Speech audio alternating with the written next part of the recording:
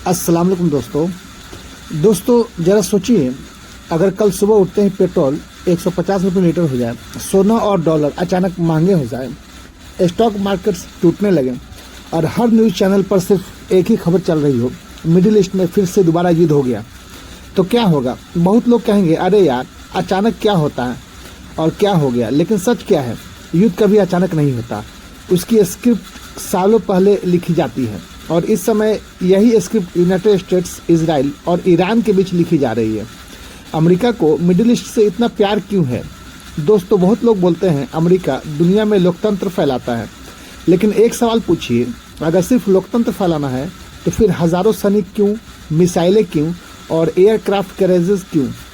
असल सवाल है तेल। मिडिल ईस्ट दुनिया की एनर्जी पावर है और जिसने एनर्जी कंट्रोल कर ली, समझ लीजिए उसने पूरी दुनिया की इकोनॉमी को पकड़ बना लिया है। दुनिया की सबसे खतरनाक जगह है एक छोटा सा रास्ता, स्ट्रेट्स ऑफ होर्मुज।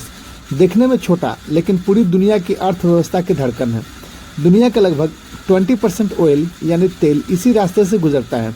अगर यहाँ युद्ध हुआ तो तेल महंगा होगा, पेट्रोल महंगा होगा, महंगाई बढ़ेगी और पूरी दुनिया हिल जाएगी। इसलिए अमेरिका यहाँ हमेशा अपनी सेना बनाए रखता है। इजराइल इतना महत्वपूर्ण क्यों है? अब सवाल आता है, अमेरिका इजराइल का इतना समर्थन क्यों करता है? दोस्तों, इजराइल सिर्फ एक देश नहीं है, मिडिल ईस्ट में अमेरिका का सबसे मजबूत साथी है। जब भी इजराइल पर हमला होता है, अमेरिका तुरंत हथियार देता है, पैसा देता है, राजनीतिक समर्थन देता है। क्यों? क्योंकि अगर इजराइल कमज़ोर पड़ा तो मिडिल ईस्ट में अमेरिका का प्रभाव कम हो जाएगा। Iran versus Israel. अब आते हैं सबसे खतरनाक दुश्मनी पर, ईरान वर्सेस इजराइल।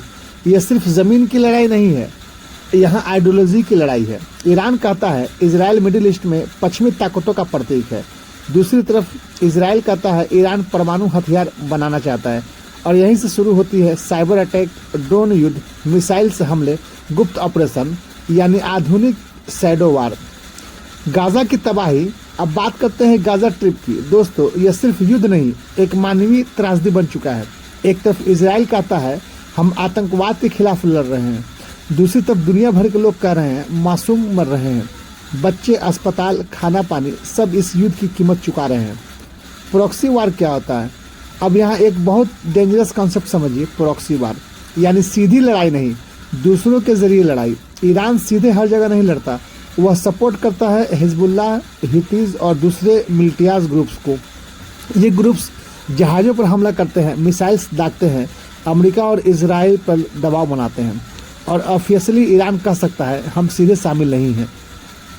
अब युद्ध बदल चुका है दोस्तों। आज की लड़ाई सिर्फ बंदूक और टैंक की नहीं है। अब युद्ध में इस्तेमाल हो रहा है AI surveillance, satellite trekking, cyber warfare, drones, missiles defence system. आज एक छोटा ड्रोन करोड़ों के टैंक को ख़त्म कर सकता है। एक हैकर पूरे देश की बिजली बंद कर सकता है। यानी 21वीं सेंचुरी में कीबोर्ड भी हथियार बन चुका है। भारत पर असर। अब आप सोच रहे होंगे हम भारत में बैठे हैं, हमें क्या फ़र्क पड़ेगा? तो बहुत फ़र्क पड़ने वाला है दोस्तों, आपकी ज़िंदगी पर और आपकी जेब पर। इंडिया अपनी ज़रूरत का बड़ा हिस्सा तेल बाहर से खरीदता है। अगर मिडिल ईस्ट में युद्ध और बढ़ा तो पेट्रोल फिर से महंगा होगा, डीजल फिर से महंगे होंगे और महंगाई फिर बढ़ेगा और सबसे ज़्यादा असर पड़ेगा आम आदमी की जेब पर। क्या तीसरा युद्ध हो सकता है? अब सबसे बड़ा सवाल है, क्या वर्ल्ड वार थर्ड यानी तीसरा वर्ल्ड वार होने वाला है या हो सकता है?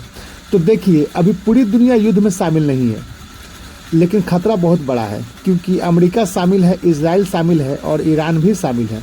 रूस और चीन भी रणनीतिक रूप से जुड़े हैं और जब इतनी बड़ी ताकतें आमने सामने हो तो छोटी सी गलती भी तबाही बन सकती है।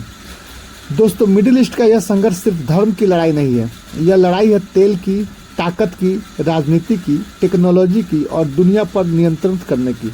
और सबसे दुखद बात, हर युद्ध में सबसे ज़्यादा नुकसान आम जनता का होता है। इसलिए ज़रूरी है कि हम प्रोपेगेंडा नहीं, फैक्ट्स को समझें, भावनाओं से नहीं, तर्क और विज्ञान से सोचें, क्योंकि आज की दुनिया सिर्फ मिसाइलों से नहीं, नैरेटिव से भी चलती है। अगर मेरी वीडियो आपको इन्फॉर्मेटिव लगती हो तो मेरे चैनल को सब्सक्राइब करें, वीडियो को लाइक और शेयर करना बिल्कुल ना भूलें। तब तक मिलते हैं अगली वीडियो में, तब तक अपना ख्याल रखें। अस्सलाम वालेकुम एंड जय हिंद दोस्तों।